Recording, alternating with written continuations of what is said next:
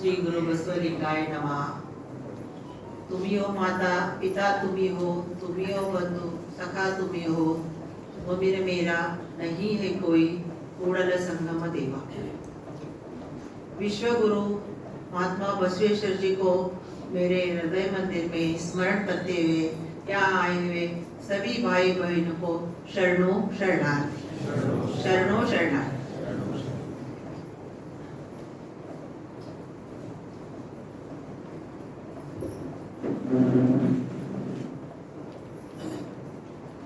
विश्व गुरु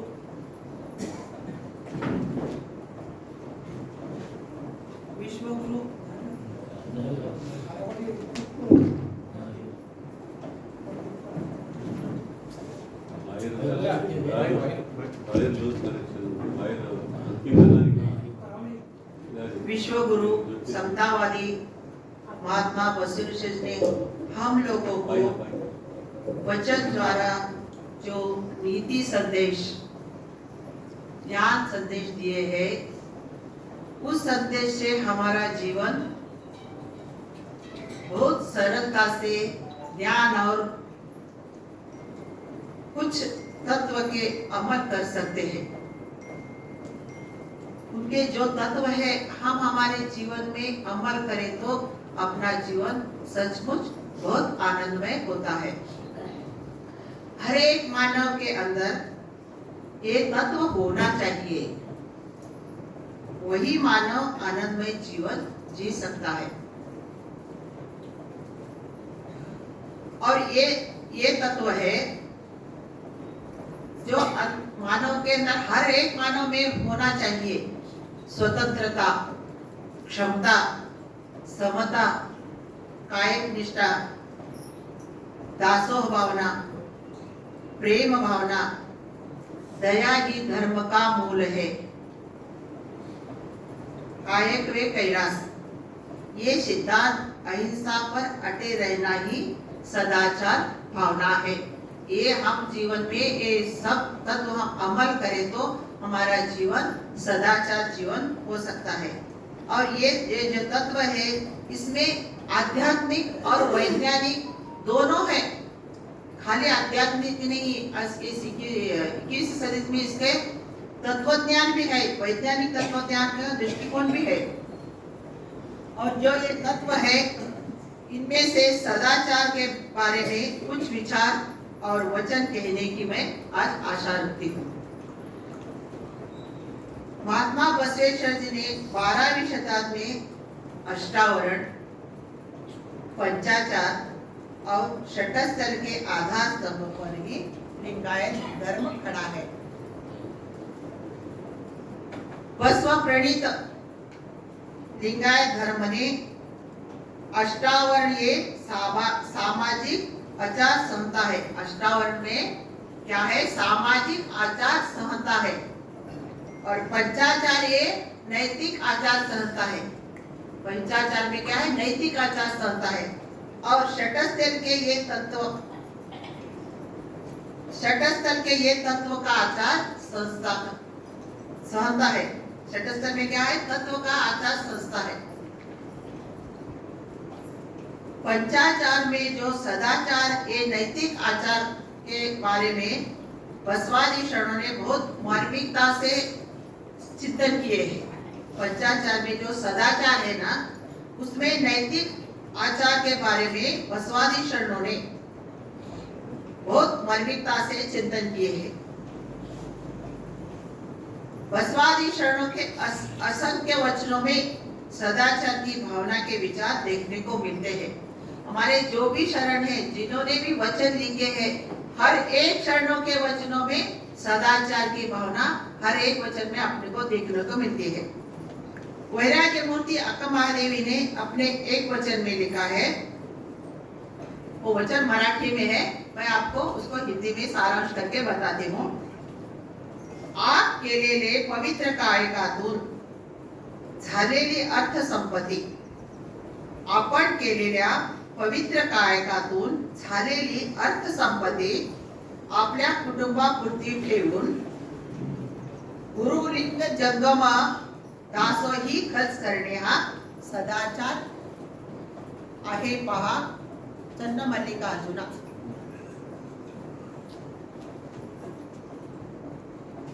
इसका अर्थ ये है, अपने जो कुछ भी कमाई, सच्चाई से कमाई, जो पवित्रता से कमाई हुई धनराशि अपने परिवार के लिए जितना होना चाहिए उतना रखे। बाकी की जो धनराशि है उस धनराशि को गुरु लिंग जंगम दासों के लिए खर्च करना ही सदाचार है, ऐसा इस वचन में कहा है।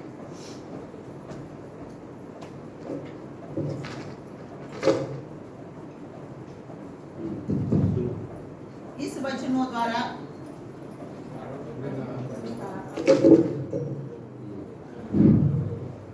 वचनों द्वारा सदाचार की भावना हमको प्रकट होते दिखती है। सत्य शुद्धता के बिना कायक नहीं, और कायक के बिना आचरण सदाचारण नहीं। इसीलिए बसवादी शरणों ने सदाचार के कुछ व्यापक चिंतन किए हैं। उसमें से उसके 8 विभाग किए हैं। उस चिंतन के उन्होंने 8 विभाग किए हैं। वो 8 विभाग आज मैं आपको बताने की आशा करती हूँ। पहला है उत्पन्नशील, दूसरा आचारशील, तीसरा उद्योगशील, चौथा उत्कृष्टशील, पांचवा संबंधशील, 6वां प्रसन्नशील, और 7वां उत्तमशील, और 8वां ज्ञानशील।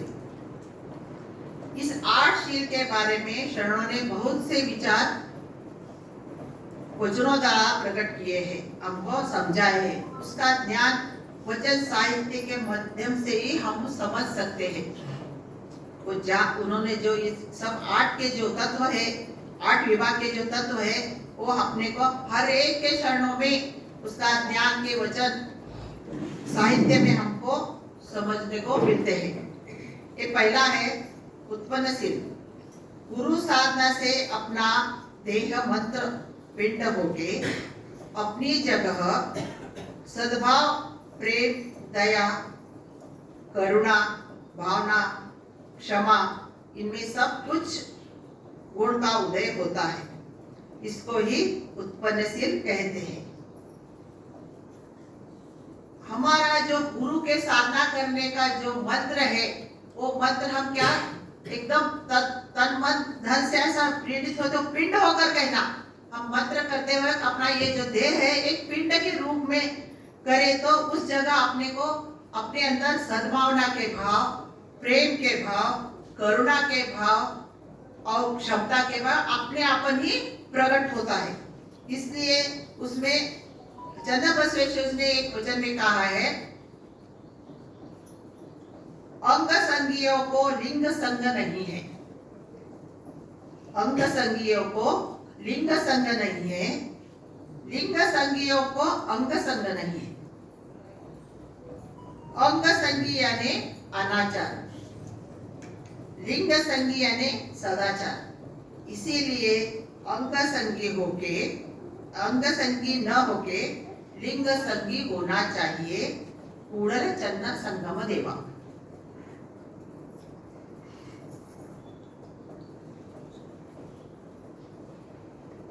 हम लिंग संगी बने तो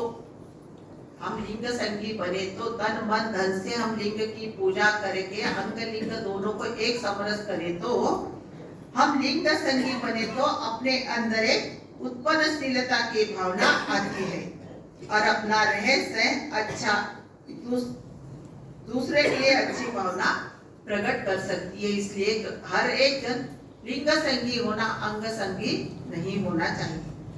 और दूसरा आचारशील, नीतिवंत, चरित्र संपन्न होके जीवन जगना ही आचारशीलता है। अपना जीवन कैसा होना चाहिए, अपने जीवन एक चरित्र होना चाहिए, अपने अंदर एक नीति होनी चाहिए, औरों के लिए सद्भावना होनी चाहिए। इसलिए उसको ही आचारशीलता कहते हैं। इसीलिए अंतरंग और बहिरंग दोनों शुद्ध होना चाहिए। खाली हम दो लोगों को दिखाने के लिए कुछ करना ये गलत बात है। अंदर भी और बाहर भी दोनों ही शुद्ध होना चाहिए। अंतरंग और बहिरंग शुद्धि के लिए बसवेश्वर जी ने अपने सप्तशील वचन बताए हैं। सप्तशील वचन का हम अध्ययन करें, सप्तशील का हम जो तत्व ये करें तो अपना जीवन सचमुच बहुत अच्छा हो जाता है। वो वचन ये है, न करो चोरी, न करो हत्या, न बोलो झूठ, न करो क्रोध, औरों से घिन मत करो, अपनी प्रशंसा कभी न करो, सामने वाले की निंदा न करो। यही अंतरंग शुद्धि है, यही बहिरंग शुद्धि है। कूड़ल संगम देवा को मानने के लिए यही रीत भैरव है। इसीलिए बुरा किसी का सोचना नहीं है। हम बोलते हैं चोरी करना, खाली किसी के पैसे चोरना, किसी का धन चोरना ही नहीं है, दूसरों को दुख देना भी एक चोरी के समान ही है। और हत्या करना, हत्या करे तो किसी को चाकू तलवार ये लेके किसी को हत्या कर रहे, इसको ही हत्या नहीं कहते। किसी के बात ऐसे रहते हैं कि वो दूसरों को तीर के समान दर्द देते हैं। हम बोलते देखो वो क्या बोला बरा भाई, मुझे एक उसकी कुछ भी बातें मुझे तीर के समान आके मुझे लगी, ऐसा बोलते ना। इसीलिए खाली हत्या करना चाकू तलवार से नहीं, मीठी बोली से, कड़वे बोल से ही हत्या करे जैसा होता है। इसलिए हम सबके लिए मीठी बोलना ही जरूरी है। किसी को झूठ नहीं बोलना, किसी के ऊपर क्रोध नहीं करना। क्यों बताओ, एक बार हो जाता है, फिर भी उस क्रोध को हम ये कर लेना, क्रोध को अपन कंट्रोल कर लेना। और उससे घिन मत करना, वो कैसे भी रहने दो, उसकी परिस्थिति कैसी है वो रहते। इसलिए हम किसी के बारे में घिन नहीं करना, चाहे उसकी परिस्थिति कैसी भी हो जाए। अपनी प्रशंसा किसी के सामने नहीं करना, नहीं भाई मैं ऐसा हूँ, मैं वैसा हूँ, मैं इतना कमाऊं, मैं उतना कमाऊं, ये प्रशंसा भी किसी के सामने नहीं करना। वैसा करे तो ना अपने अंदर एक अहंकार की भावना उठती है। ये अहंकार अपने अंदर कभी भी नहीं होना चाहिए। इसलिए अपने अंदर अंतरंग भी शुद्ध होना चाहिए और बहिरंग भी शुद्ध होना चाहिए। ऐसा हमारे बसवेश्वर जी इस वचन द्वारा हमको बताए है। इन सब बातों का त्याग करे तो हमारा जीवन सचमुच सदाचार के प्रसन्न होता है।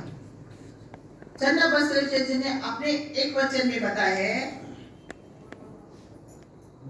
जो है उसकी वंचना न करना ही शील है, जो नहीं है उसको उधार लेना ही नहीं लेना, यही शील है। गुरु निंदा, जंगम निंदा ना सुनना ही शील है। जो अपने पास है उसको छोड़कर उसका तिरस्कार करके उसमें ही सुखी होना ये शील है। अपने पास जितना है उतना ही अच्छा है बोल के मैं बहुत सुखी हूँ, अपनी कैसे परिस्थिति रहे मैं बहुत सुखी हूँ, मैं बहुत भाग्यशाली हूँ, ये भावना अपने अंदर आए तो हर एक आदमी के अंदर एक शीलता प्रकट हो जाती है। इसलिए इस वचन द्वारा अपने को जीवन जीने का यही एक आचारशील है। तीसरा उद्योगशील, सत्य शुद्ध कायक ही उद्योगशील है। शरण संस्कृति का जीव ही कायक है। जो सत्य शुद्ध कायक करता है उसके ही जीवन सचमुच बहुत महान होता है। अपना अपना कार्य उद्योग सच्चे मन से करना ही कायक ही कैलाश है। अपना जो कुछ भी उद्योग होने दो, छोटा बड़ा कोई भी रहना, वो क्या करना, सत्य शुद्धता होना उस कायक में, उस कायक को ही कायक ही कैलाश है। ऐसा हमारे बसवेश्वर ने उसको महत्व दिया है। एक पवित्र भाव ही उद्योगशीलता है। अपने कायक में सत्य शुद्धता नहीं तो वो कायक ही नहीं। ऐसे शरणी कालेवा ने अपने एक वचन में कहा है,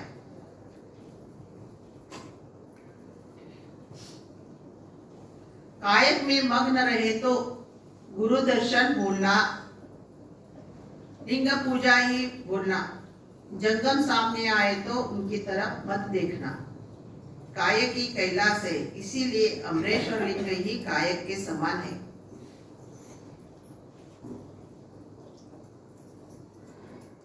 कायों का ये मन था कि उन्होंने क्या कहते थे कि जब हम कायक करें तो हम कायक करते वक्त गुरु दर्शन भी भूलना, हम लिंग पूजा भी भूलना, जंगम सामने आए तो भी भूलना, उसकी तरफ मत नहीं, कि मतलब कायक एक कैलाश के समान है। काळावा ने गुरु लिंग जंगम से ज्यादा महत्व कायक को दिया है। कायक ही कैलाश है, इसलिए उन्होंने गुरु लिंग जंगम भगवान सब कुछ कायक में ही है, ऐसी उनकी उद्यत भावना है। उसको ही उद्योगशील कहते हैं। चौथा, उत्कुलशील। उत्कुलशील यानी अपने परिवार के साथ परिशुद्धता से रहना, बड़ों का आदर करना, छोटे के प्यार करना, परिवार के साथ जीवन में खुश रहना, सती पति शरीर दो रहे एक विचार होना चाहिए, अपने परिवार के साथ मिलजुल के प्यार से रहना, तो समाज के साथ ही अच्छा रह सकते हैं। हम पहले अपने घर में ही सबके साथ अच्छा रहना, मिलजुल के रहना, ये पहले अपने घर से ही शुरू करना। हम घर में अच्छे रहे तो हमारी ध्यान हमारा कहता हम समाज के साथ भी अच्छा रह सकते। इसीलिए महाराष्ट्र के बहुत प्रसिद्ध लेखक साने गुरुजी ने कहा है, घर कैसा होना चाहिए, घर में कैसा रहना चाहिए, घर का माहौल कैसा होना चाहिए। इसलिए उसके बारे में एक दो लाइन बताती हूँ। घर असावे घरासारखे नको तर नुसत्या भिंती, घर असावे घरासारखे नको तर नुसत्या भिंती, तिथे असावे प्रेम जिव्हाळा नको तर नुसत्या नाती, तिथे असावे प्रेम जिव्हाळा नको तर नुसत्या नाती। इसका अर्थ ये है, घर ऐसा होना चाहिए जहाँ खाली चार दीवारियों से घर नहीं बनता, घर के रहने वाले एक दूसरे को प्यार करने वाले होने चाहिए, एक दूसरे के सुख दुख बांटने वाले होना चाहिए। माता पिता अपने बच्चों को मातृत्व का प्यार देना चाहिए, बच्चे अपने माँ बाप को सुखमय प्यार देना चाहिए, भाई बहनों में प्यार होना चाहिए। ऐसा सुखमय घर ही सच्चा घर बनता है। खाली रिश्तों से घर नहीं बनता, प्यार से घर बनता है। आदर्श परिवार के अपने हृदय में समा के जीवन जीना ही उसका उत्कुलशील कहते हैं।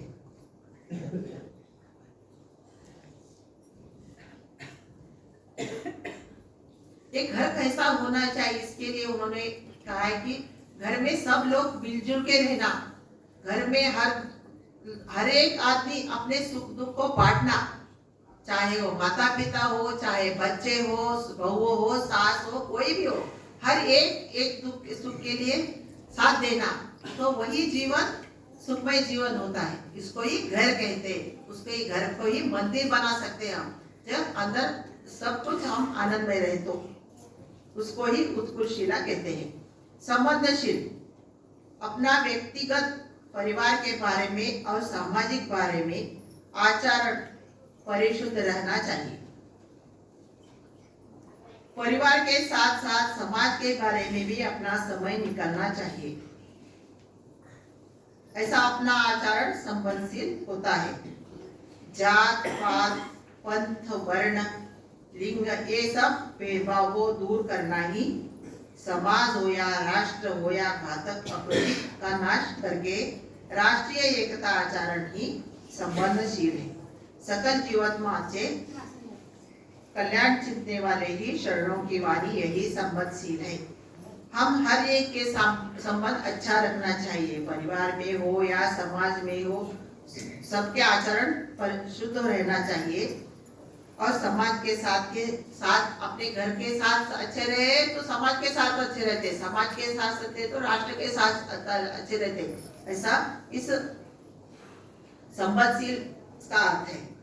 प्रसन्नशील, प्रसन्नशील यानी जीवन में आने वाले सुख दुख को संभावना से सामना करना ही सत्य है। कोई स्थिति में अपना सदाचरण न छोड़ना चाहिए।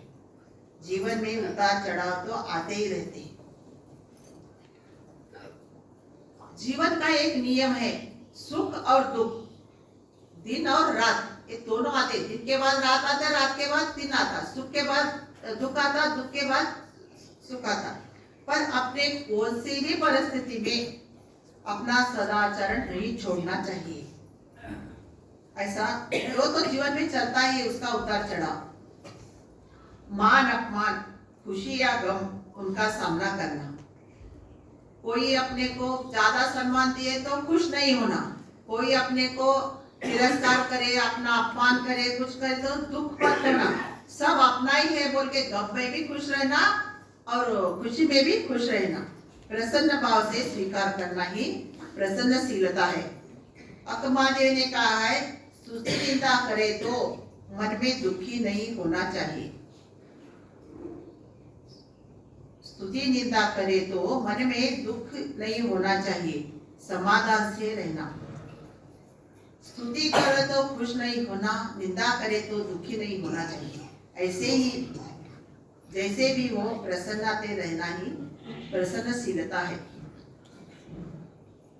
उत्तमशील, उत्तमशील यानी चरित्र संपन्न होना।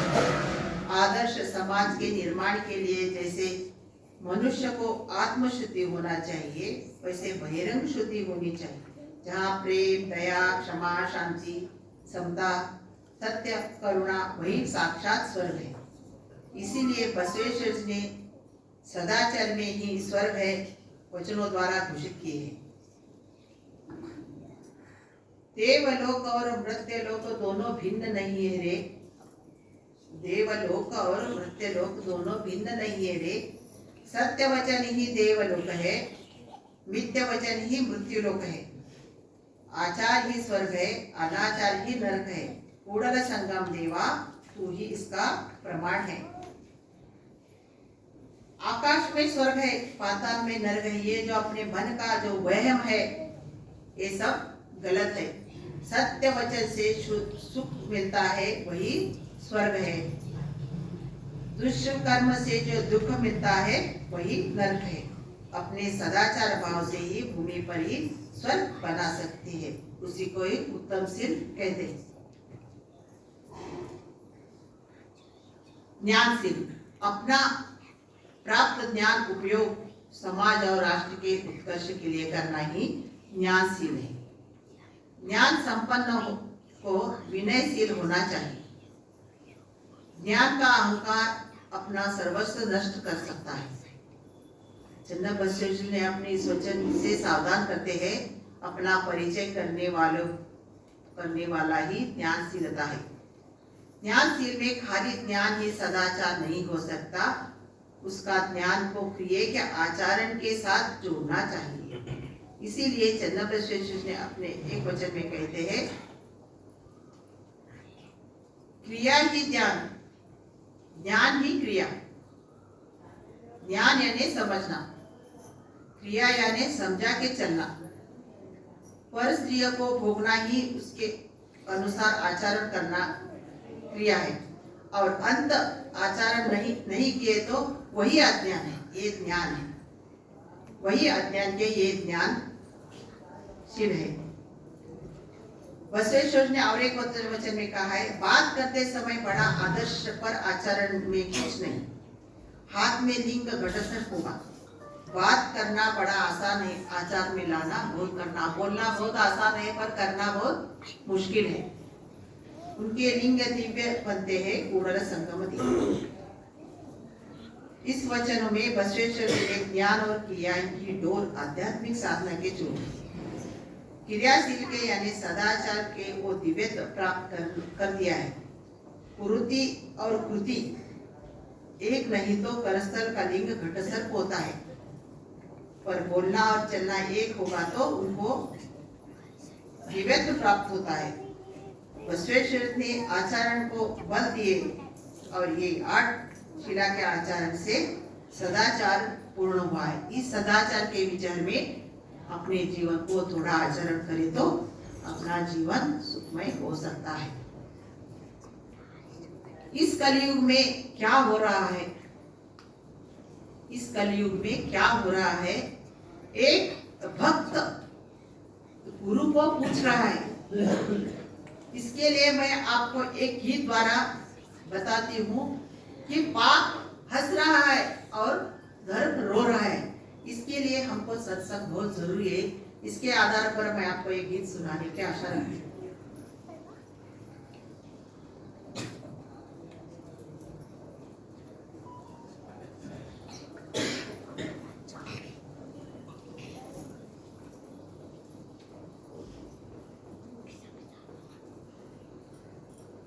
गुरुदेव ये क्या हो रहा है, गुरुदेव ये क्या हो रहा है। पाप हंसता धर्म रो रहा है, पाप हंसता धर्म रो रहा है। कोई समझे ना भगवान क्या है, कोई समझे ना इंसान क्या है, कोई समझे ना भगवान क्या है, कोई समझे ना इंसान क्या है। अब तो भगवान बिकने लगा है, अब तो भगवान बिकने लगा है। पाप हंसता धर्म रो रहा है। गुरुदेव ये क्या हो रहा है, पाप हंसता धर्म रो रहा है। कोई समझे ना माता पिता को, कोई समझे ना भाई बहन को, कोई समझे ना माता पिता को, कोई समझे ना भाई बहन को। रिश्ता नाता खत्म हो रहा है, रिश्ता नाता खत्म हो रहा है। पाप हंसता धर्म रो रहा है।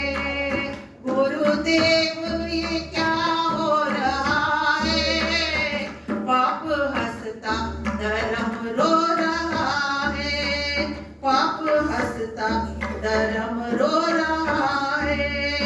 कैसा आया है कलयुग जमाना, मेरे गुरु हमको बचाना।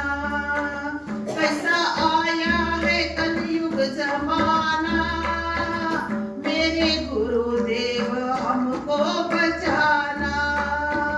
इस कलयुग में क्या हो रहा है, इस कलयुग में क्या हो रहा है। पाप हंसता धर्म रो रहा है। गुरुदेव ये क्या हो रहा है, पाप हंसता धर्म रो रहा है। मेरी सुन ले ओ गुरुदेवा, अब तो हम हैं तेरे हवाले। मेरी सुन ले मेरे गुरुदेवा, अब तो हम हैं तेरे हवाले। मेरे आंसू बहते जा रहे हैं, मेरे आंसू बहते जा रहे हैं। पाप हंसता धर्म रो रहा है। गुरुदेव ये क्या हो रहा है, गुरुदेव ये क्या हो रहा है। पाप हंसता धर्म रो रहा है, पाप हंसता धर्म रो रहा है। ये हर आदमी को ये सत्संग बहुत जरूरी है। क्यों बोले तो पाप बढ़ता जा रहा है और धर्म नीचे गिरता जा रहा है। इसलिए ऐसे सत्संग में प्रवचन हो या कहाँ भी भजन कीर्तन, कहाँ भी सत्संग हो, हर आदमी के लिए सत्संग बहुत जरूरी है। ऐसा आपने इस गीत द्वारा मैं आपको बताने की आशा की है। इसलिए धन्यवाद। जय बसव।